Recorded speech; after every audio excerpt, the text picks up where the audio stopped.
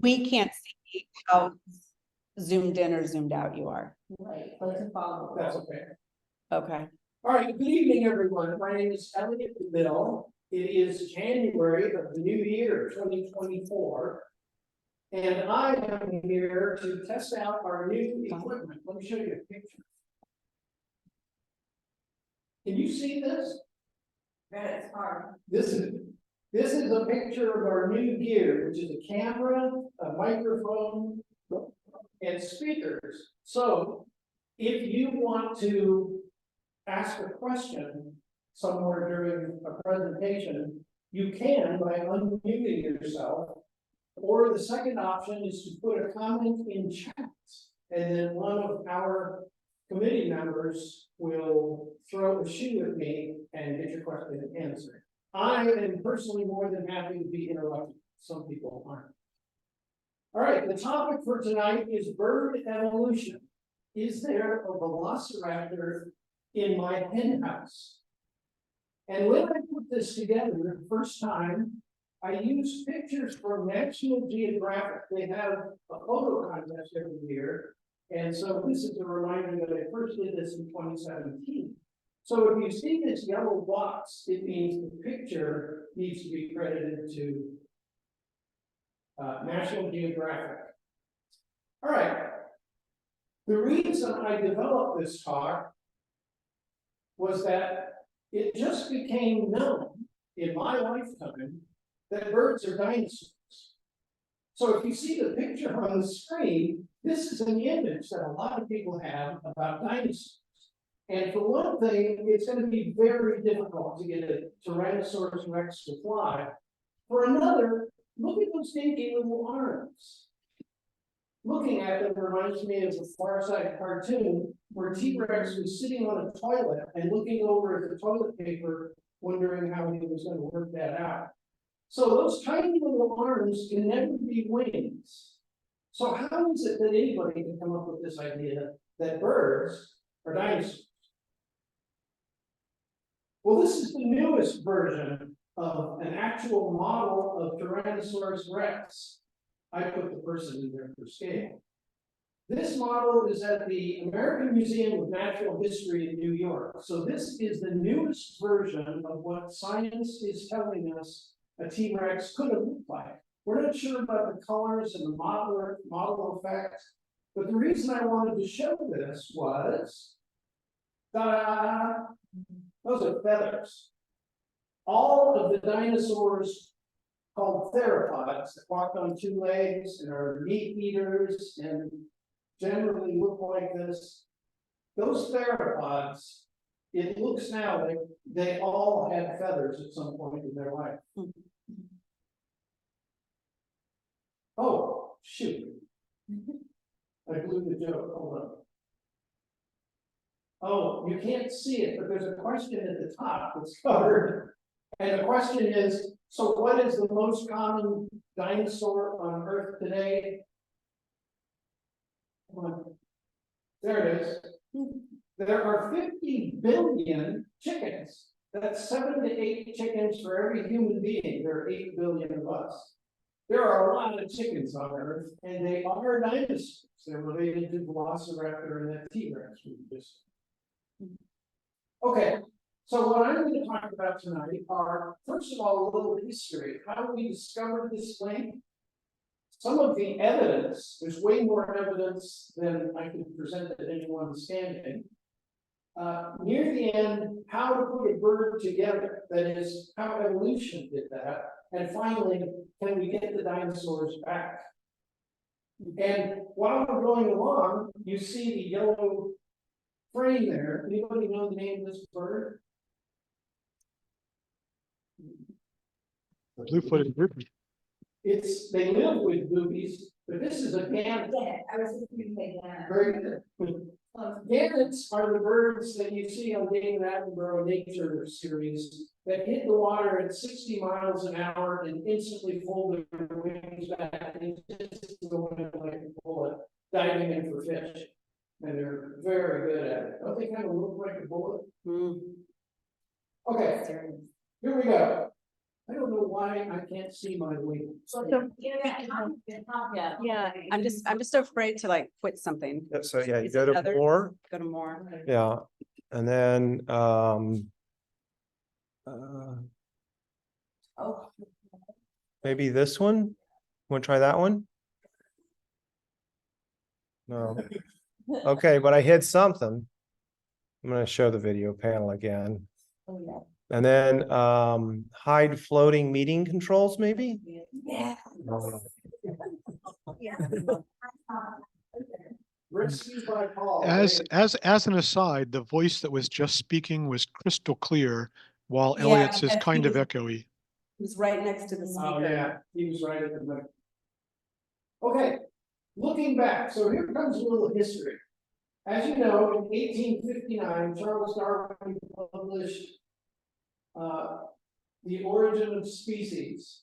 I said that wrong, didn't I? On the origin of species. On the Origin of Species. And in there, what was so revolutionary about this book, many things about the book were revolutionary. But at the time that Darwin came up with that, people thought that species were immutable. That once a living thing is created, it can never go extinct. And not only that, but there's a hierarchy. There's the low animals like fishes, and then you build up to the superior. And of course, we awarded ourselves the godlike status of being at the top of that. What Darwin said was, that's not true. That living things come from other living things. They change over time. And if that's true, the way you look for evidence is you find a fossil that's halfway between one kind of creature and another. That's evidence, and it's called a transitional fossil. 2 years later, after the publication of his book, we found Archaeopteryx. Now, this is not the first Archaeopteryx that was found. There are about a dozen of them, but this is the most famous, and I think you have to agree it's beautiful. What's going on here is that as soon as you look, I'm going to bring out a pointer just to see if it works. So Elliot, I think if you stood, closer to the microphone, But that's right. you improve the sound quality. I don't think people really care about seeing that. Yeah, okay. Not as much as they care about listening to you. That's a really good point, because now he's right next to, The Yeah, speaker. yeah. Okay, right. Okay. So this is the Berlin specimen of Archaeopteryx, and at first blush, you look at this thing and look at the feathers. Everybody was shocked. This is obviously a bird. And then you look, you get out your magnifying glass and you go over this fossil, and wait a minute. There's only one bird on Earth today that has a claw on the front of its wing. It's called the Watson, lives in South America, and the young birds use that claw to climb trees. But there are no, at the time this was discovered, there were no birds on Earth that had claws. And then look at that tail. Birds today don't have a long bony tail like that. They have this stubby little pygostyle, it's called, and all the tail feathers come from that. What you can't see in addition is that the jaws have teeth. So this is not a bird, or is it? It's got feathers, which is what we use to identify birds. So it's a transitional fossil. This is halfway between a dinosaur and a bird. And of course, we know now that birds are actually dinosaurs, but for our purposes, this is halfway. Darwin's friend Huxley, they called him Darwin's bulldog, noticed the differences, and he said, if there were no feathers on that Archaeopteryx, I would swear it's a Compsognathus, Compy they call it, a little dinosaur, and those little dinosaur fossils are all over museums in Europe and all over the world. And then he started listing the things that were similar between birds and dinosaurs. They're two-legged, they have feathers, hollow bones, and a long list. So he basically nailed it. And then everybody forgot about it. It wasn't that they forgot about it. The rest of the world doubted his opinion because there were problems. For example, dinosaur bones were not being found with collarbones, or the bird version of that would be the wishbone that you get every Thanksgiving out of a turkey. And because they weren't finding wishbones, they were saying, well, it can't be related to birds. So that and many other problems said that maybe birds had some different origin out there in nature. So Huxley's idea was forgotten. And then finally, in 1996, we nailed it. A fossil was dug up in China and convinced everyone that studies these things that birds are actually fossils. Here it is. The name of this fossil is Sinosauropteryx. And I think you can tell that the details on this fossil are beautiful. They're very fine. Tiny little bones are showing up. And you can see a dark area where its guts are. If you zoom in, or if you have quality magnifiers, you can tell what this animal ate for dinner 100 million years ago when it died. But that's not what got everybody freaked out. Notice the back of its head, there's a dark line, and then that dark line runs down the spine and out the tail. Those are feathers. And so finally, we found feathers on what is actually a dinosaur and not a bird. And that started the tipping point to convince the people that work with these things the dinosaurs had feathers. And here's an artist's rendition of Sinosauropteryx.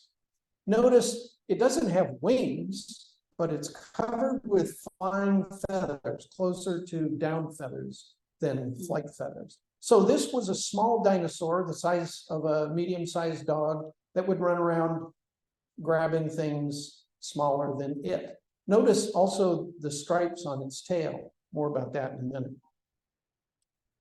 Oh, how cute. Oh, that's what I was. That's my sister calling. Hold on. Oh, I thought that was the dinosaur. They just got you cut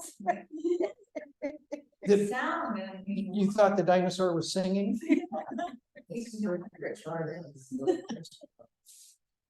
Okay, let me. I'll call you back, Jackie. All right. Sinosauropteryx. So after that discovery, what's new? And I thought this was a cute picture. Can you see all the baby flamingos? Mm. You all know that flamingos get their color from the food they eat, little Yeah. shrimps. Let's start by introducing Xing Xu.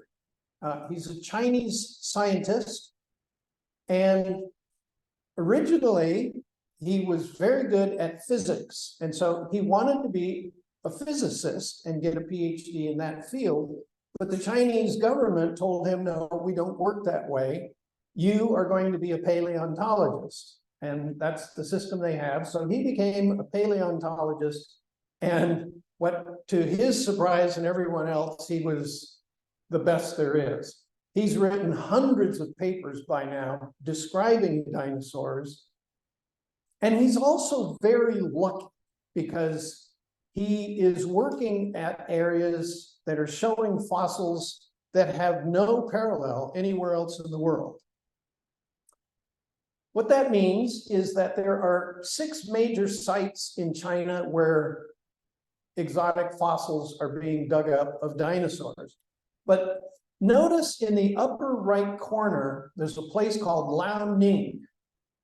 And in the Mesozoic, when the dinosaurs were stomping around, it was very hot and humid. And of course, animal life loves those conditions. The problem was there were also a lot of volcanoes. The landscape was peppered with volcanoes. So now imagine a bird flying over a small pond, and a volcano has put out a bunch of carbon dioxide, which knocks this bird out, and it falls dead into the pond, sinks down into the muck, and then ashes from a nearby volcano cover it up. That's how you get perfect preservation, a quality that you just don't see anywhere else. And that's how we know that these are feathers. So here are 4 dinosaurs that Xingshu described. So first of all, look at the big guy on the bottom. That is Eutyrannus. It's a relative of Tyrannosaurus rex, which only lived in North America. And Eutyrannus, we now know, is covered head to tail in feathers, which is pretty shocking. Partly because look how big it is. It's a mean dinosaur. And if you're thinking that you don't want to bump into this guy in a dark alley somewhere, consider this. They found 3 of them together, which may indicate either a family relationship or that they hunted in packs. It was really a different world back then. Okay, at the top of the screen, there are 3 small dinosaurs. These are all 10 centimeters, about 4 inches. The one on the left is Sautingia, and Xingshu suggests that this might actually be the first bird before Archaeopteryx that we saw the fossil of. The middle picture is Anchiornis. More on him later. And the one on the right is Microraptor. When the Microraptor fossil was discovered, it was clear that he had wings and then wings on his back legs and what looks like another wing on his tail. So to figure out how it worked, they built models of him and put him in wind tunnels to figure out what kind of a glider Microraptor was. So the back legs would be closer together in flight. But the middle one, Anchiornis, just a little more on the Chinese fossils. There are so many fossils of this animal. There are several hundred of them in museums in China. It was a very common bird dinosaur thing. Oh, and it's good to point out these are all theropods. Okay, so here is some of the evidence. Let's look at the fossil on the left there. Please notice that you can see every detail of the feathers on this animal's wing. Not only can you see each feather, but you can identify how modern the feather is. It's got that rachis, that ridge down the middle of the feather. The group of feathers, you can see, also has a dark stripe going across the middle of that wing. Well, this is extraordinary. Once again, the gut area has really good detail. And if you study these things, and by studying, I mean not just magnification, but they run them through X-rays or other scanners and get 3-dimensional pictures of them. You can see what he had for dinner. You can see wing claws on there. The fossil on the right was in a more closed position, but once again, you can see every bone in his body, his or hers. You can see the feathers and a nice exposure on the gut area there. Okay, well then an accidental discovery, another one came up. There were some scientists who were studying living creatures and feathers, for example. So look at the feather on the right that says recent. And you see a line from the dark stripe going to a micrograph. It's showing that the dark color is made by little sausage-shaped things in the feather that hold pigment. And then you go down to the white area and the micrograph is showing that there are none of those things. So because of that evidence, you can rule out bacteria, which is what a lot of people said. Well, that's just bacteria, that's not color. So we know what gives feathers their color. Okay, now go to the fossil on the left. You can see at the dark area, once again, you've got those little sausage shapes called melanosomes. And the white area has none. So this is not an artifact. This is not something other than just the feather. So what, you might say? Well, different colors have different shapes of those little sausages. So let me show you what we know now about dinosaurs. Remember our friend Sinosauropteryx? This is actually his color, their color. That ginger color is kind of a football-shaped melanosome, if I'm remembering right.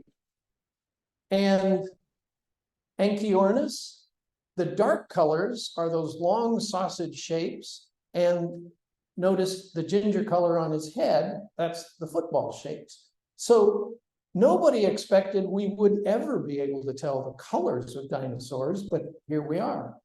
And that was just a lucky happenstance from research unrelated to dinosaurs. Still at work today, here's a duck showing off its iridescent colors. To get that, you need not only the melanosomes in there, but then cover that section of the wing with very thin layers of keratin so that the light goes through there and bounces out and gives that iridescent look. Okay, maybe I should pause for a moment in case there are any questions. Are we getting anything on chat? We haven't been getting questions on chat. Once you moved closer to the microphone, the quality of the speaking was much, much better. Okay, we're gonna remember that. Yeah. All right, good. Let's walk through some bird biology and what features of birds are shared with dinosaurs. First, what kind of dinosaurs did birds come from? And of course, these theropods, all dinosaurs started out, the first dinosaurs started out bipedal, like these theropods. Then, when they got big and heavy, some of them became four-legged quadrupeds. So, it's the theropods that we're going to focus on because they're obligate bipeds like birds. And some groups of theropods got really small, as you saw from Xing Shu's fossils. So here are theropods in a cladogram showing the classification as you move from left to right. Notice that the last silhouette there is a modern bird. So this is a stepwise demonstration of how dinosaurs changed and became smaller and turned into what we would call a bird. And here's a more interesting graphic of that. Notice that the big dinosaur is Velociraptor from the movies. And by the way, he was covered in feathers. And the next one is Archaeopteryx that we saw talking about Charles Darwin. The last image there on the right is a modern bird. So how about a wing? Let's talk about bird wings and dinosaur wings and see how the two came together. I'm going to blow this up. If you look at the drawings at the top, the first image on the left is Sinosauropteryx. That's a ginger-colored little dinosaur that we looked at. And he or she is just a dinosaur. No bird thing going on here. It had downy feathers, we know. And then the next one is Velociraptor. And if you look at the drawing, you can see a little shadow there. What Velociraptor is showing us is that it developed the ability to fold its arms radically. And that trait was passed on to modern birds. So if you've ever watched a bird land, the way they fold their wings up had to start somewhere in the dinosaur world. So now look at the dinosaur Velociraptor drawing and go down to the bottom. And on that yellow line, you can see there's Velociraptor. And so each step of the way, as wings changed from dinosaur arms into bird wings, you can follow their evolution. And the fossils are aged in a way that it is a step-by-step process. Okay, well, here's a modern bird. And the point in this picture is that birds have kept evolving since the rest of the dinosaurs died off. One important feature was stability while flying. So notice that there doesn't seem to be a lot of musculature up there on top. All the big muscles on a bird are chest muscles. And let me show you how clever these birds are and what they did with that. Here's a picture of a bird in the downstroke. See the red arrow? The wings are being pulled down by that pink arc. The name of that muscle is pectoralis muscle, just like we have on our chest. And if your pectoralis muscle contracts, it pulls your arms together in front of you. What's interesting is that if you want to pull your arms back, you need muscles on your back to do it. But birds don't do that. Look at this. See the new pink arc? That's a different muscle right next to the pectoralis. This is called the supracoracoideus. And that muscle didn't start out there. Somehow it moved to the front, which enables birds to fly more stably. The bottom picture is showing that the tendon of the supracoracoideus wraps around to the backside of the bird's arms. And so the way the bird lifts its arms back up is once again a chest muscle. So chest muscles pull the wing down and chest muscles pull the wing back. You can verify that the next time you get a chicken from Safeway or Costco.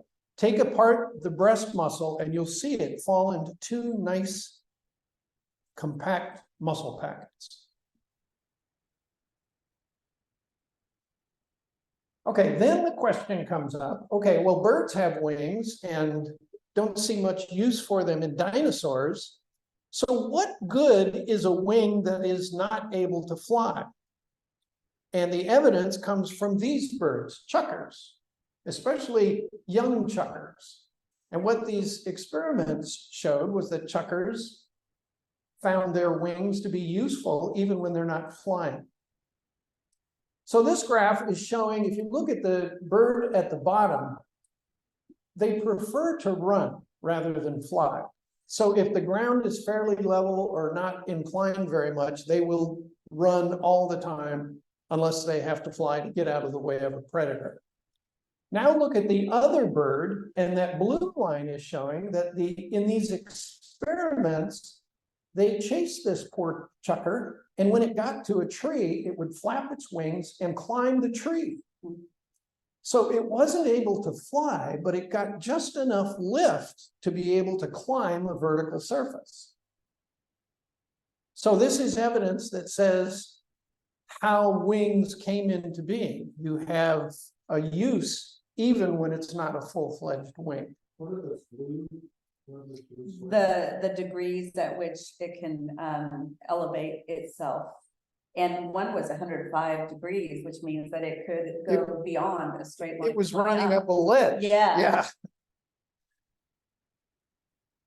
Okay, this is a fossil of Velociraptor, which everybody remembers from the dinosaur movies. And notice that they're not showing up as well here, but notice that its tail is covered with feathers, as are its front arms. Now, Velociraptor does not fly, it's too big. So we're left to imagine and follow that previous evidence about what good are wings if you can't fly. Okay, I'm kind of dwelling on wings because they're important, but this is a modern bird wing from a vulture. And what you want to look at, let me blow this up a little bit. What you want to look at is a series of knobs on the lower surface of the ulna, the forearm bone from a bird. Those are called quill knobs, and that's where flight feathers touch the bone and are anchored there. Well, now let's go back in time and find those same, see the white spots on that fossil? Those are quill knobs from a dinosaur called Dakota raptor.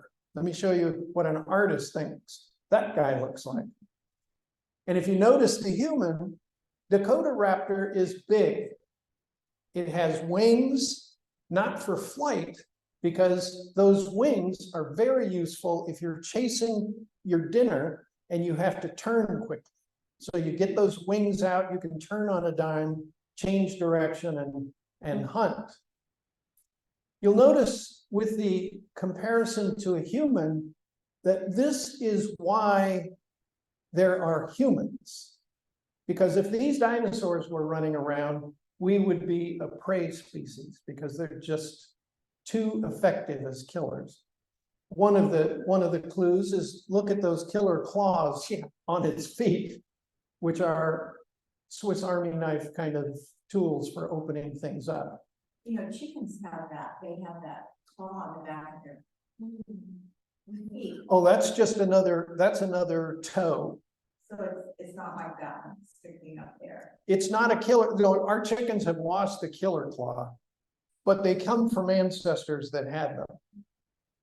Okay, there's one more thing I think is cool about this picture, and that is go up from the raptor's tail and look at the scientist that described this dinosaur.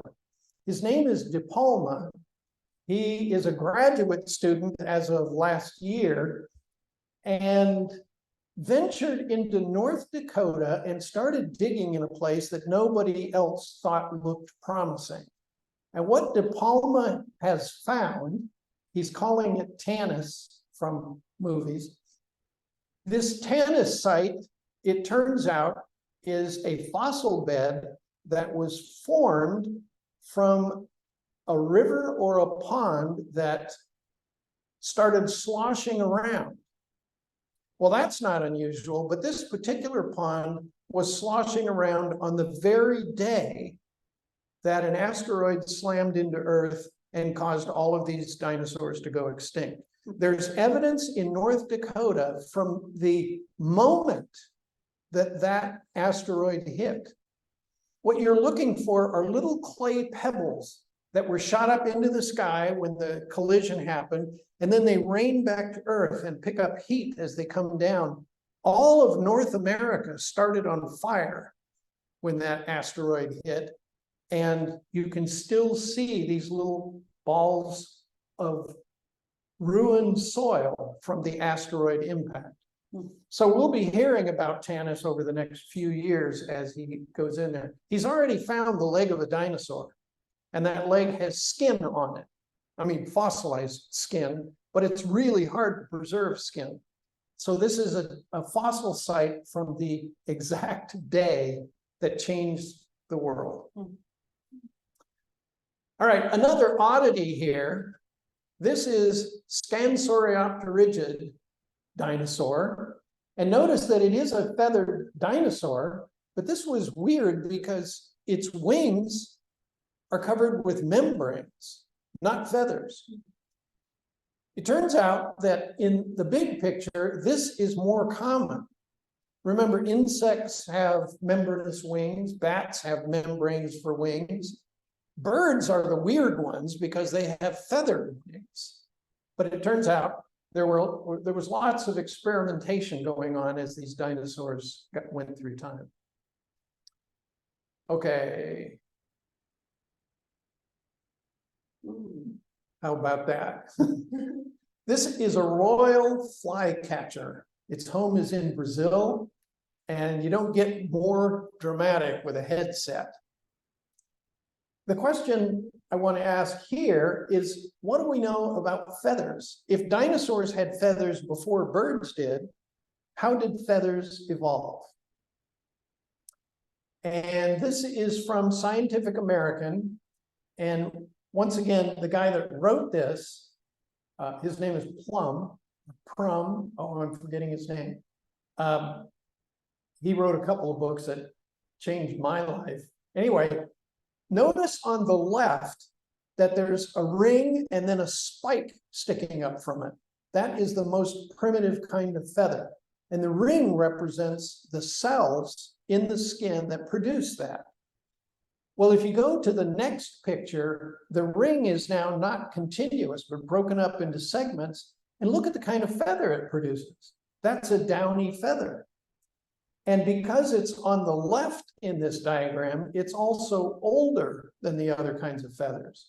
So this is evidence that dinosaurs invented feathers, if I can put it that way, for insulation, to stay warm. This is evidence that they were warm-blooded animals, like birds.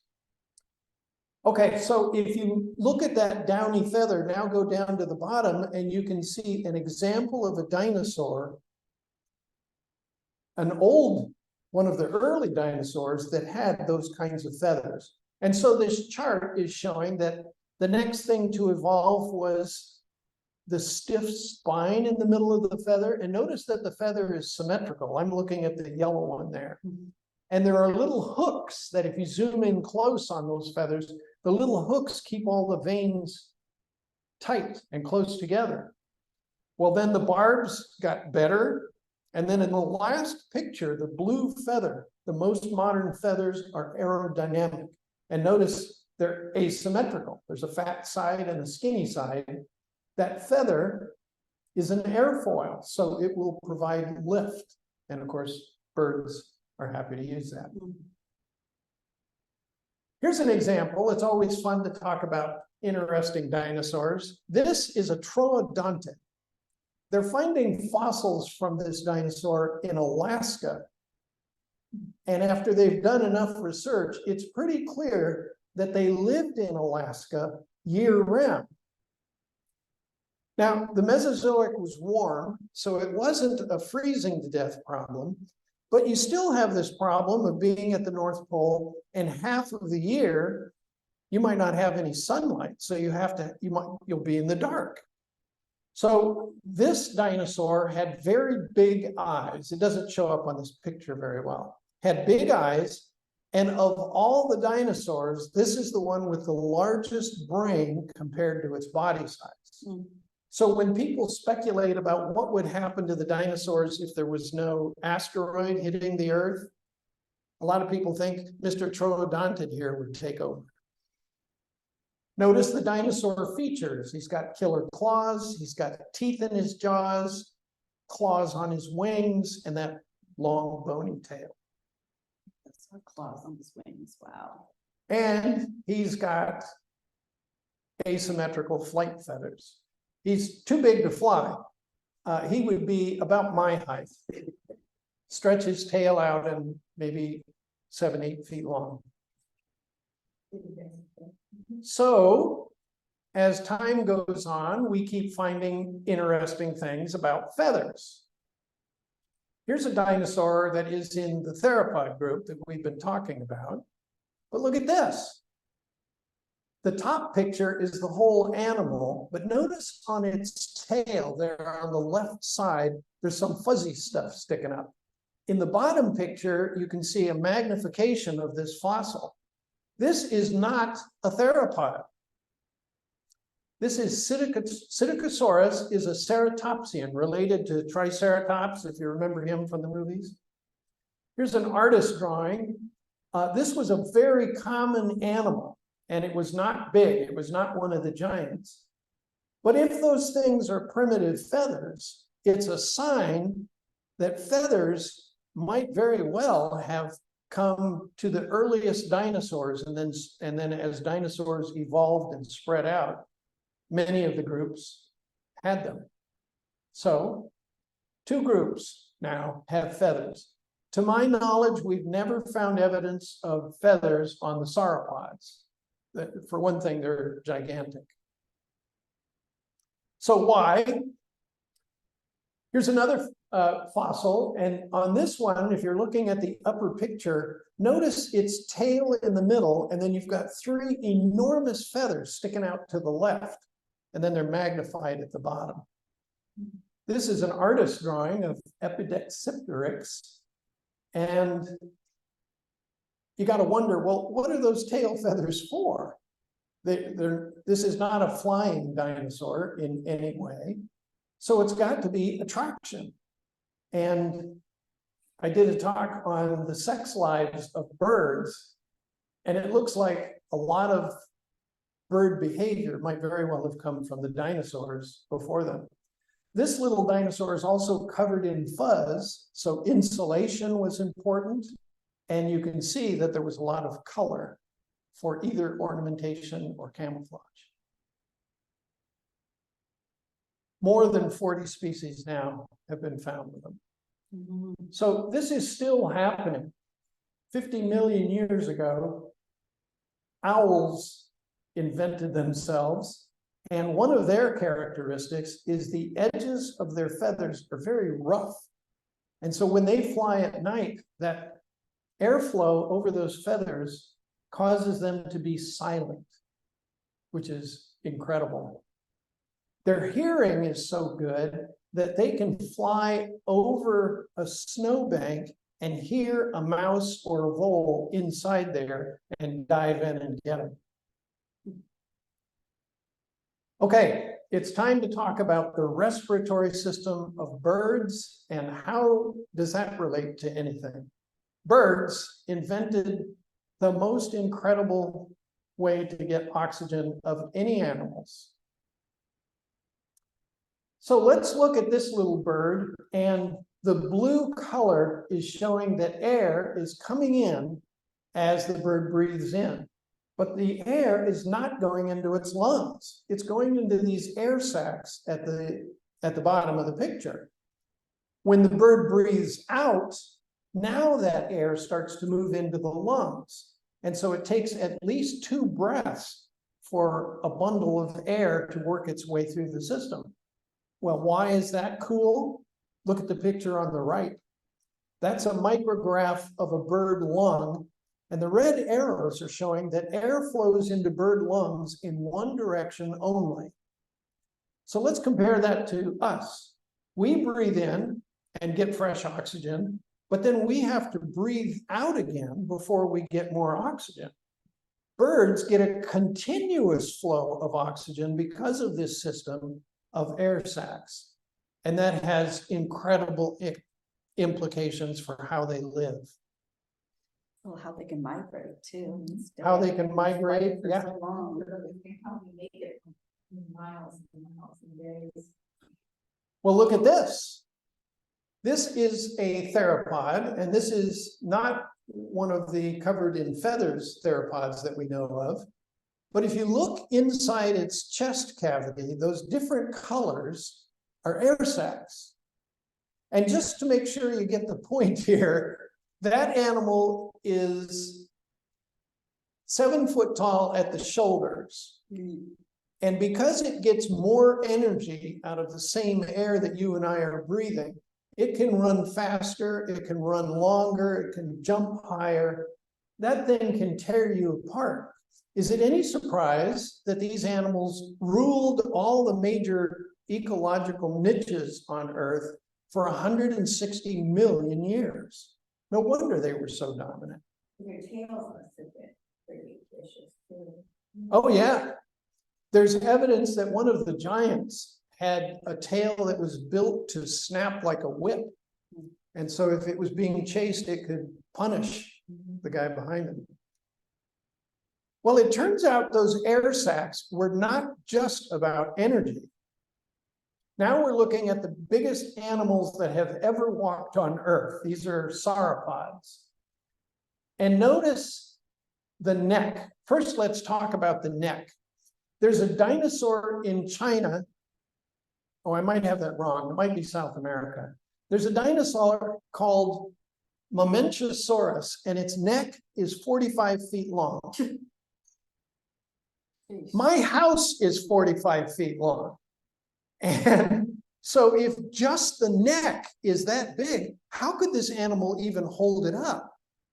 Part of the answer, it turns out, is the bones were hollow. That green line you see is one of those air sacs, and it runs right through the neck vertebrae all the way to the mouth.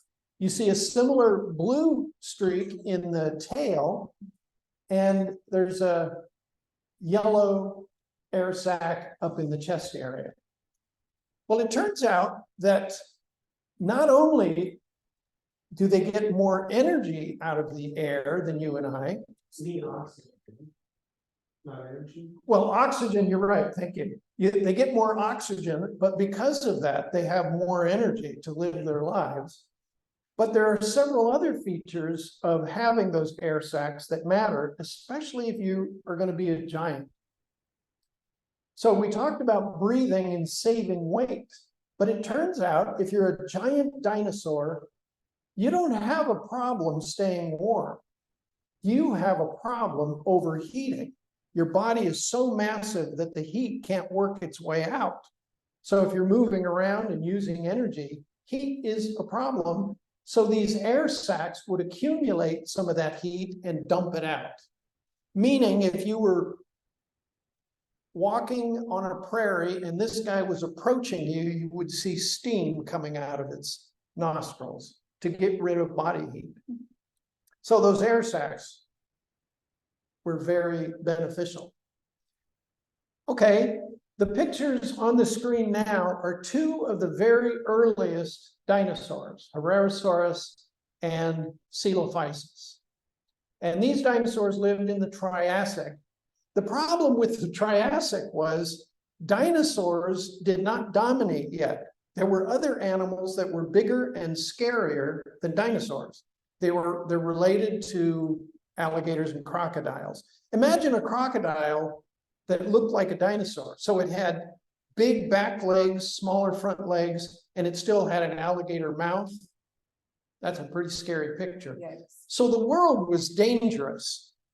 Something happened 234 million years ago that all of those competitors went away.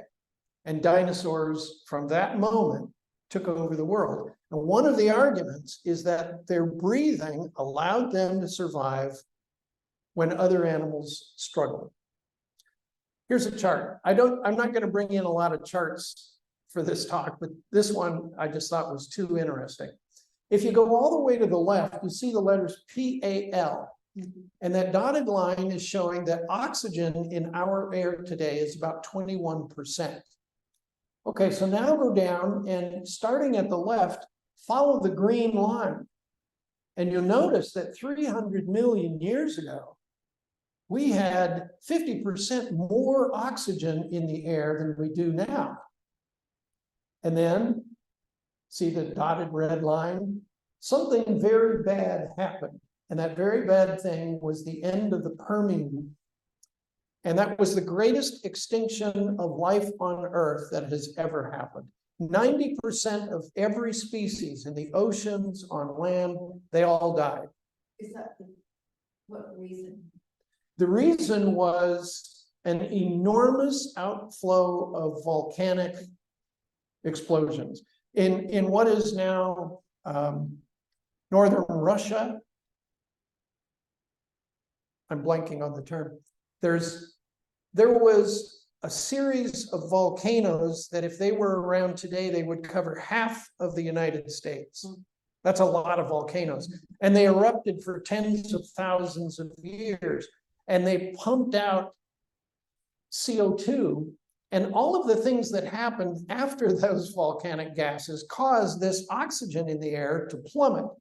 And that's only one of the reasons why everything on Earth died. We were very close to killing everything. You and I would not be here. So that was 250 million years ago. Now keep following the green line and notice that after the extinction, it bumped up again, and then we got another crash. Right here at the end of the Triassic, 200 million years ago, that's when dinosaurs took over. And the thinking is the oxygen levels crashed, and the animals that had a trick for breathing were the ones that were able to dominate and survive. You're looking at the Himalayan mountains. And if you look up at the top of the picture, that's a bird flying over the highest mountains on Earth. The only explanation for how they can do that is this incredible breathing system they have. You and I, of course, would die up there. Okay, a couple other points. Birds have a 4-chambered heart like you and I do. That's a sign of warm-bloodedness. This is a rock that a scientist found at a garage sale. He knew he was looking at a dinosaur fossil. So he took it home and polished it and zoomed in and saw this. Well, those circles are called Haversian canals. And if you were to take a slice of your bones and look at them under a microscope, they would look just like that. That's a sign of warm-bloodedness, because cold-blooded animals don't build their bones that way. Okay. Here's an exciting thing to talk about. Get back. This fossil was dug up, and the people unearthing it and putting it together knew they were onto something. This is an arm that's 8 foot long. The claw, just the claw at the end of the arm was 3 feet long. That's like your leg. So whatever it turns out to be, if we keep looking for more and more fossils of this animal, it's got to be the greatest killer that ever lived on Earth. Turns out they were wrong. This is a plant-eating dinosaur. And now we know there was a whole family of related dinosaurs, and their name is Therizinosaurus. So this is Therizinosaurus, where the name came from. Notice that he's covered in feathers, and he's got those enormous claws, which were probably useful for defense or pulling down branches to eat, but it's definitely a plant eater. That's a 6.5 ton dinosaur. All right, well, modern dinosaurs have their versions of tools. They do a lot of their killing with those talons. And this is not a dinosaur. Well, I mean, it is a dinosaur, but it's a dinosaur that's alive today. Look at the size of those claws. Anybody ever heard of a cassowary? This is a picture taken in Australia. And this is the bird that is wearing those claws. It's been called the most dangerous bird on Earth because you can see it's huge, and one kick and he could just rip you open. So you have to call this one ma'am and salute. Queen. There were other birds. This was a 9 foot tall bird. It went by different names like thunderbird or lightning bird. 20 million years ago in South America, this was the top predator. And there's evidence of thunderbirds up in Florida and the Gulf Coast in North America. So this would be an ambush predator that would jump out of the bushes and stomp you to death. And its beak is like a hatchet. So you get a death blow and then it could tear you apart easily. Mammals came along and these birds went extinct. So this was after the asteroid, but we were close to being able to shake hands with this guy. So what birds have done is get rid of the teeth. More on that in a minute. But it turned out that was a good idea because all of these bird beaks have different shapes because they take on different functions.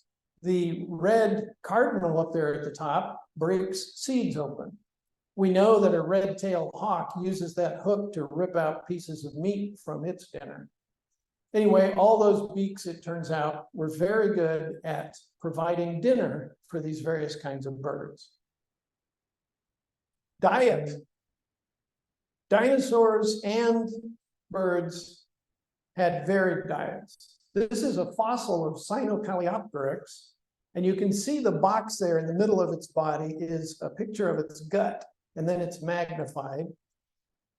And an artist was showing what Sino, of course, means China. So this is another one of those Chinese fossils. And inside its stomach area, they found our friend Sinosauropteryx, that ginger-colored dinosaur. They found birds and gastroliths, little rocks that the dinosaur ate that were eaten by the acid of its stomach. So if you've ever had a pet bird, they eat sand or small pebbles to use in their stomach, grinding up the food. There were also many dinosaurs that were plant eaters, like Ornithomimus there, and Oviraptor. Oviraptor means egg killer. because they found a fossil with its wings spread over a nest of eggs. And so they called it egg thief it is. So they called this animal egg thief. It turns out that was the mother of those eggs, and it was trying to protect the nest when a sand dune fell on the nest and killed mom and all her babies. But the name stuck because once you give it, you got to keep it.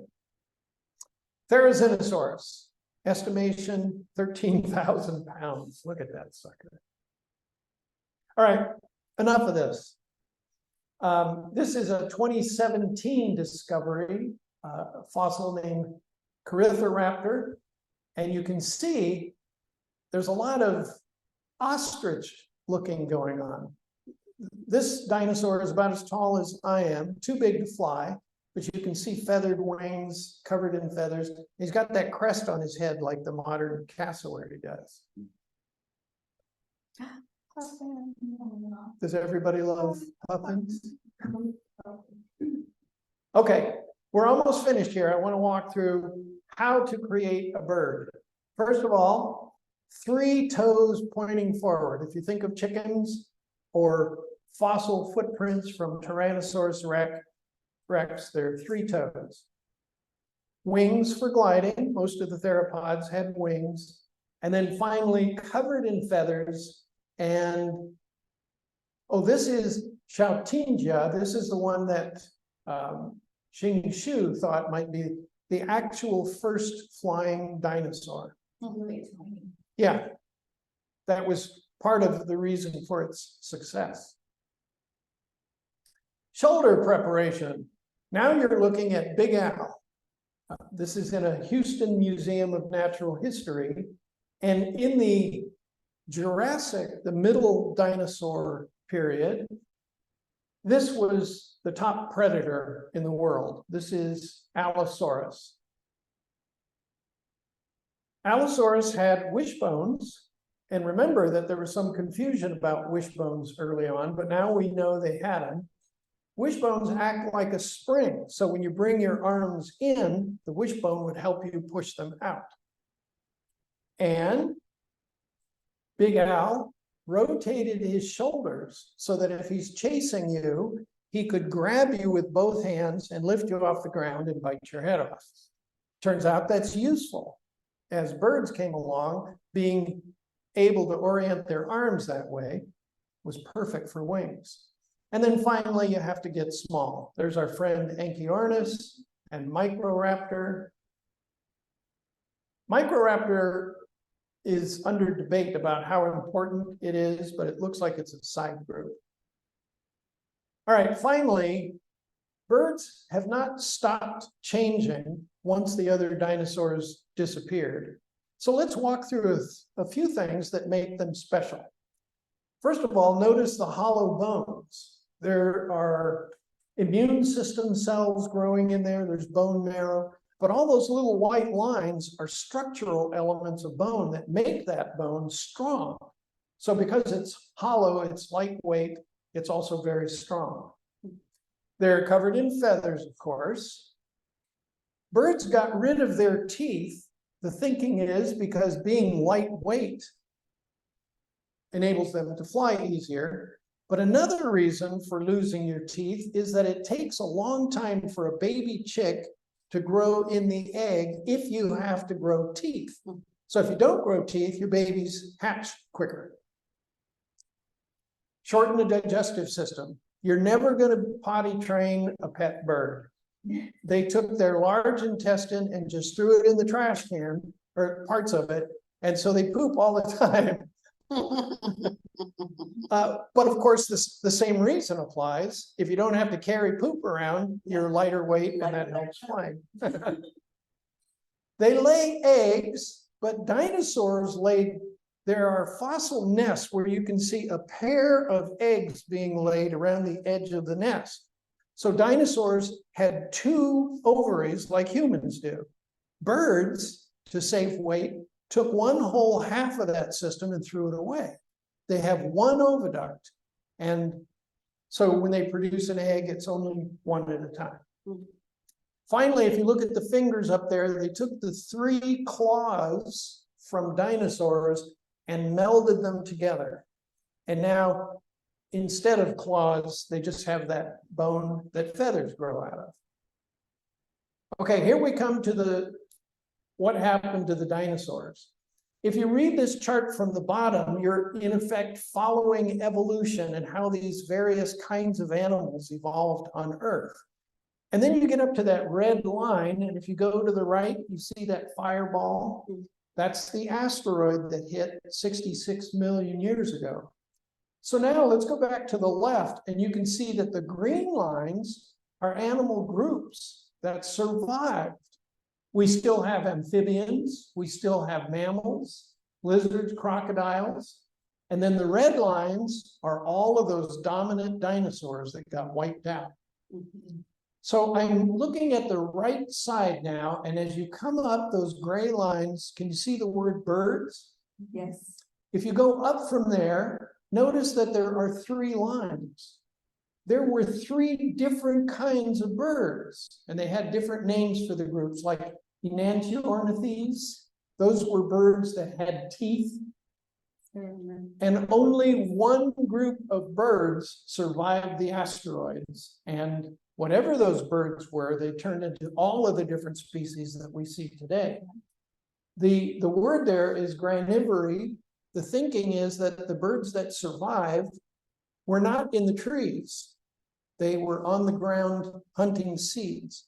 Because remember, when that asteroid hit, all of the forests in North America were burning, all of them. There wasn't a tree left in North America.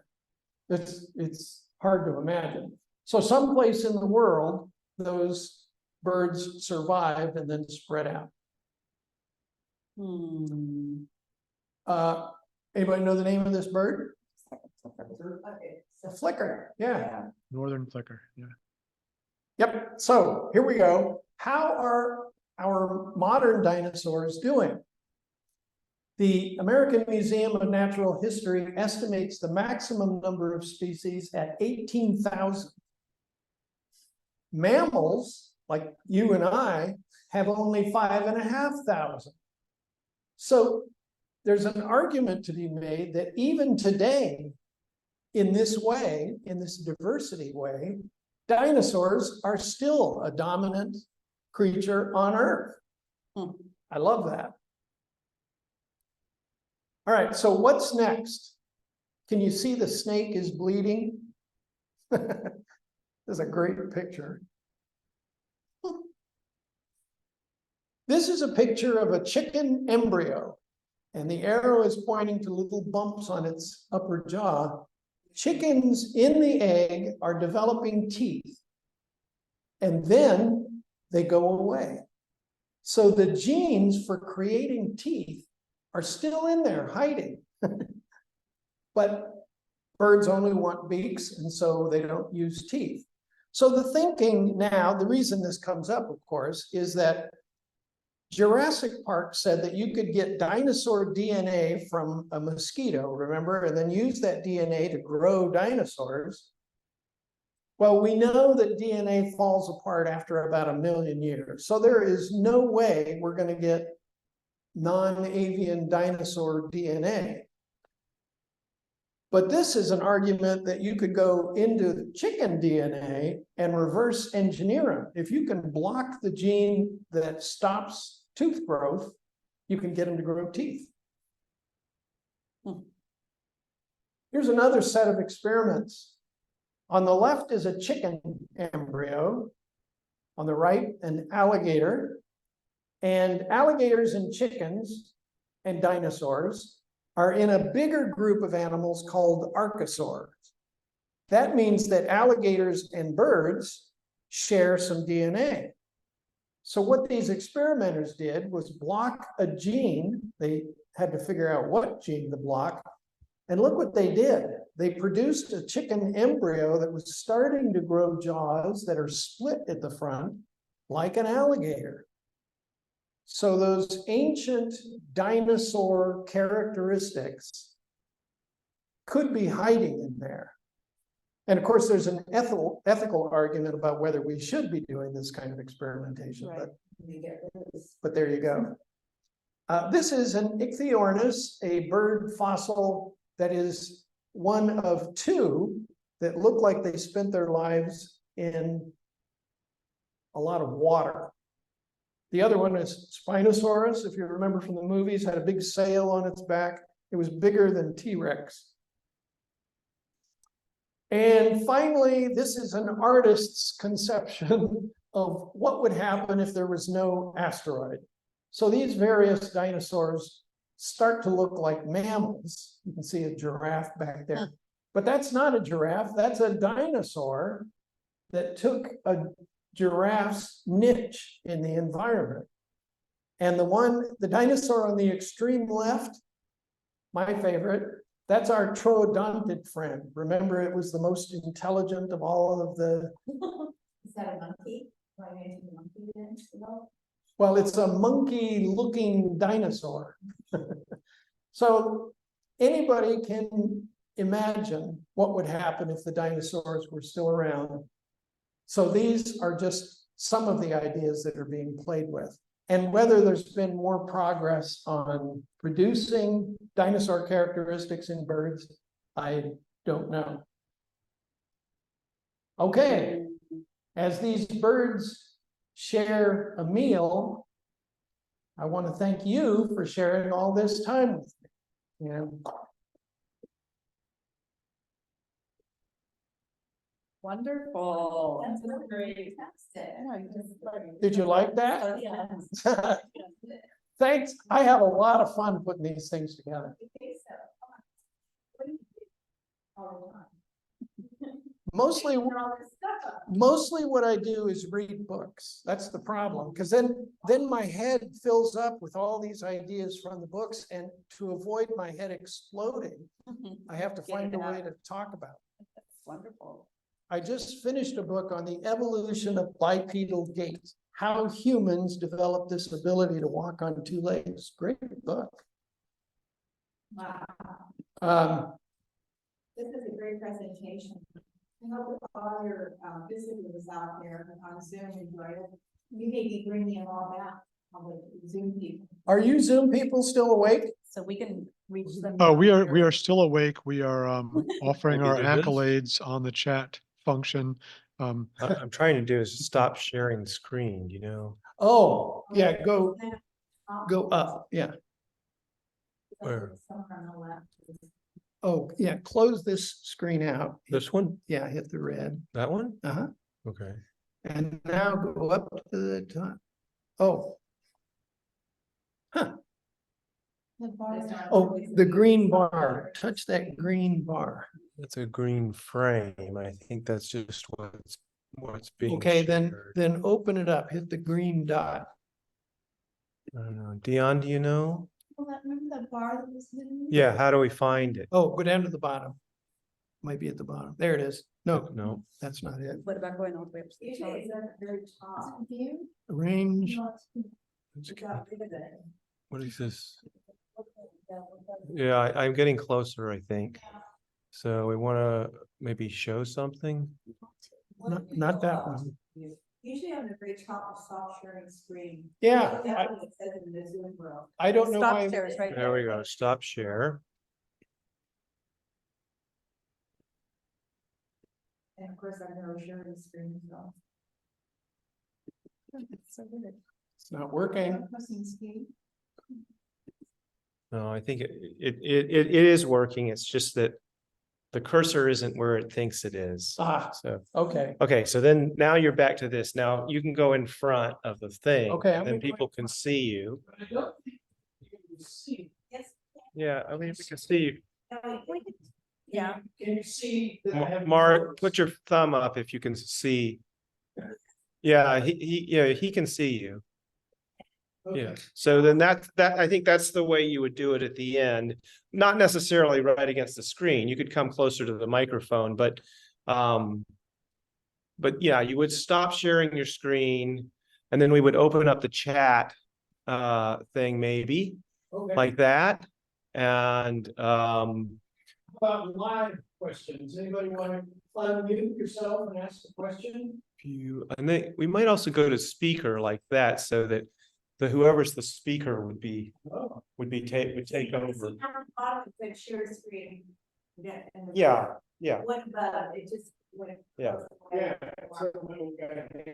So anyway, I think that's sort of the way we would work it is, Okay, if there was somebody here who's like handling the controls, and then all you have to do is just stay close to the microphone. yeah, is my voice broken up now, Mark? Well, it just got kind of faint. But Oh, okay. it was good while you were speaking. Come closer I'm gonna. so that you can still be seen. See, we can still see you there. Oh, okay. And I can. Well, yes. Oh, we have another option. I wanted this system without an extra microphone, but I ended up getting a better price with the extra microphone. So we I think have, let's try the extra microphone because I think that might be the key. If you had a microphone while you were standing there, I think that would be excellent. Yeah. Can you hear me? Yes. Oh, okay. So I just Yeah, we can hear you, unmuted Jenny. myself. I have you on just Correct. a small picture view. And so it Yes. would be possible for me to ask questions from Yeah, here we can then, in see- that case. Jenny, Yeah. we can see you. All right, thank you. I'll get off now. okay, so here, would you see if you can find the connection on the back of the camera? Because this Yeah, I think it's, let's see, is that anything there? oh no, that's part of the frame. Let me see what it looks How like. about right there? Is that it? Let me see what it looks like. It's. Oh, yeah, that's That it. here little Yeah. USB. Super kind of. Great. Yeah. I know what I thought, no, I- Yeah. Because that looks like they now are using, a podium. We, in the city council now, it's like that, it's the flat. Okay. Oh, I know it's the And the same. podium for the speaker. How am I sounding here, Mark? I couldn't hear that. It wasn't very clear. Okay, so maybe I need to touch that X. Ooh, now it's red. So I think I'm muted and maybe I'm not now. Can you hear me? No, nothing changed during that time period there. Well, I can hear you. I mean, I can hear you, but I hear you as if you were from the distant speaker and Yeah. or the distant microphone and not the near microphone. Right, Okay. right. I'm So with that you. means there's a switch somewhere. Well, here's 1 and 2, is it, Oh, try that. Feel free to so experiment. keep talking, I'm gonna push I'm gonna 2. keep talking. This is what I do best. Is it two, you think? Got it. And there's a volume over there. Try that on the left side.